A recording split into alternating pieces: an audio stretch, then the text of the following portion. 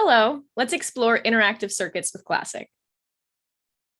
Here's our first view of an interactive circuit generated by creating a Grover search. We can see our qubits on the left-hand side represented by wires traveling from left to right, going into this large functional block. When we hover over this functional block, we see plus and minus icons indicating we can expand and collapse our circuit. Let's dive in deeper. We can now see our Grover search is split into an oracle and a diffuser. Let's look farther into our oracle. We can now see our oracle broken down into the individual logical operations. You can continue to expand this circuit down to the gate level, with certain functional blocks only taking in certain qubits.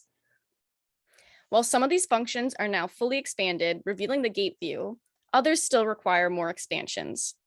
Take this addition block, for example. Expanding this, we can now see we have a QFT, and we can expand that even further. Or look at the inverse. Let's learn how to find these interactive circuits. Within Visual Studio Code, you can find your interactive circuits in your new Classiq directory.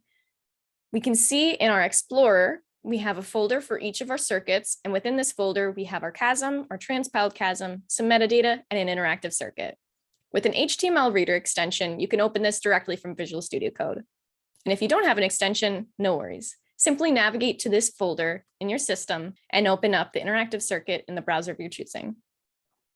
Within Python, we can show our circuit as an image using the show command and change our preferences to change the level of the circuit view.